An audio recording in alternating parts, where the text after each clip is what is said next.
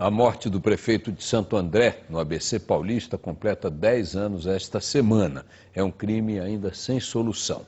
Celso Daniel foi sequestrado e morto com 8 tiros. Para o Ministério Público, o petista foi executado por discordar de um esquema milionário de desvio de verbas públicas.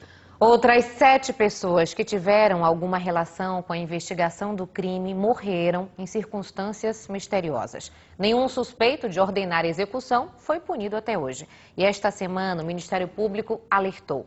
As denúncias de corrupção que teriam ligações com a morte de Celso Daniel correm o risco de prescrever.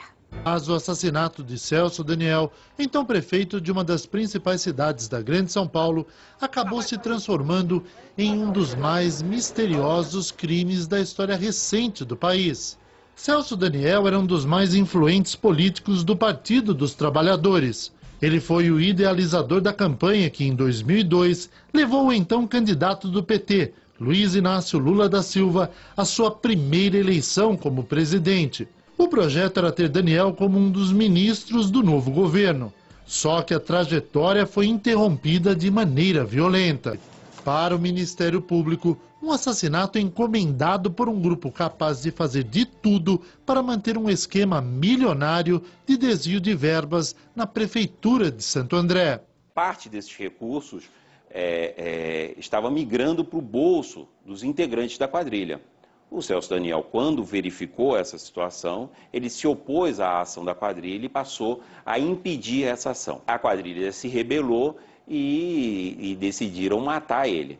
No dia 18 de janeiro de 2002, Celso Daniel jantou com o seu melhor amigo, o empresário Sérgio Gomes da Silva, o Sombra, neste restaurante.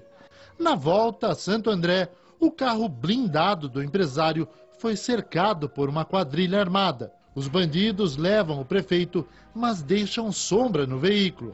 2 dias depois, o político foi encontrado morto em uma estrada de Juquitiba, a 78 quilômetros de São Paulo. 8 pessoas teriam participado do crime.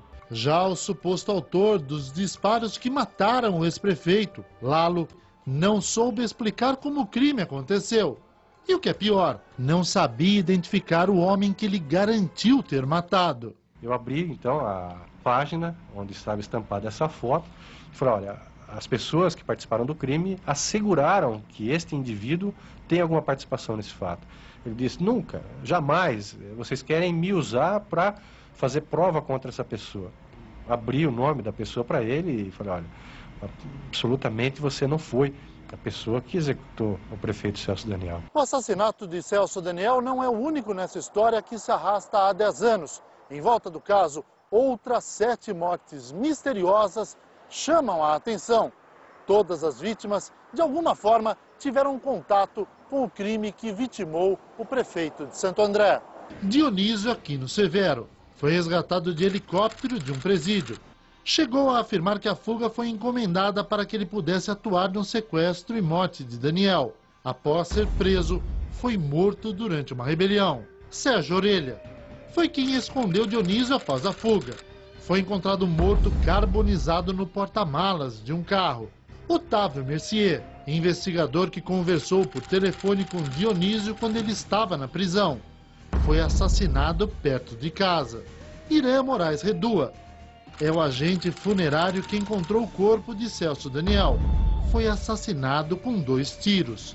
Antônio Palácio de Oliveira era o garçom que serviu o jantar a Sombra e Daniel.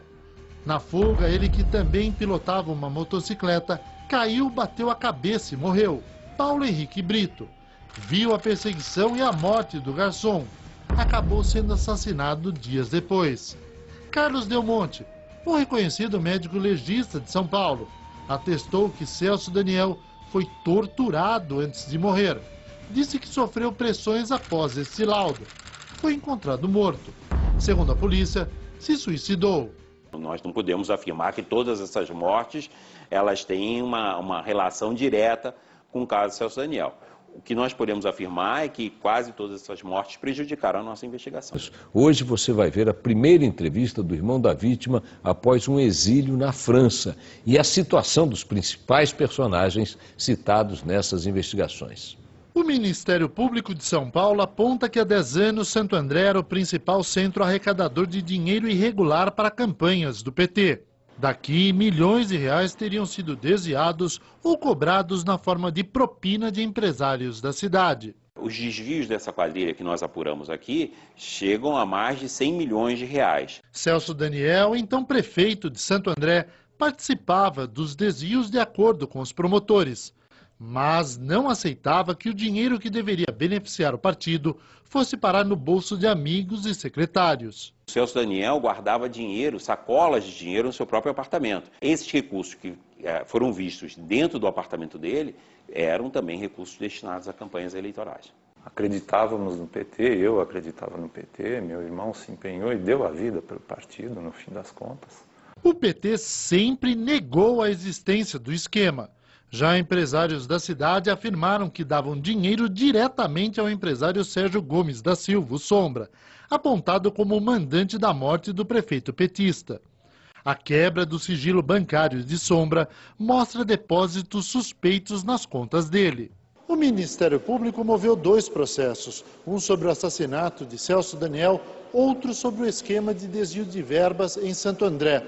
Entre os suspeitos de corrupção, nenhum foi julgado, graças a manobras judiciais que têm permitido que eles continuem levando uma vida normal. Na primeira entrevista que dá a uma TV desde que voltou do exílio na França, o irmão de Celso, Bruno Daniel, diz que saiu do Brasil porque ele e a família eram ameaçados de morte. E muitas pessoas que foram ameaçadas foram executadas. E depois de várias mortes que tinham algum tipo de relação, direta ou indireta, com a morte, com o assassinato do meu irmão, depois de recebermos tantas ameaças, nós achamos melhor continuar a nossa luta de fora. Bruno confirma o que disse aos promotores sobre os desvios de verbas na Prefeitura de Santo André.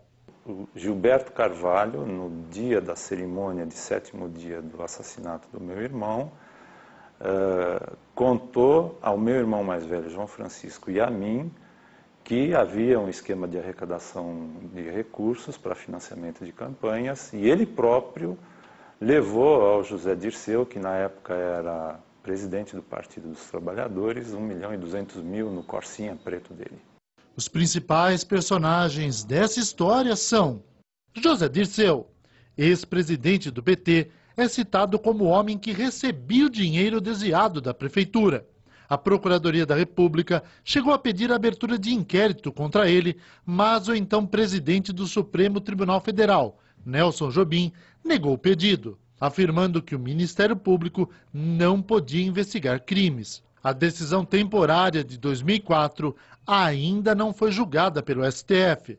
Dirceu, que foi ministro do presidente Lula, nega tudo. Gilberto Carvalho, então secretário municipal de Santo André, teria dito aos irmãos do prefeito que pegava o dinheiro do PT com Celso Daniel e levava diretamente a José Dirceu.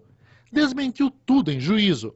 Foi chefe de gabinete de Lula e é ministro de Dilma Rousseff. É um dos réus, junto com o PT, no processo de desvio de verbas. Miriam Belchior, ex-mulher de Celso Daniel, também teria falado sobre o esquema família do político.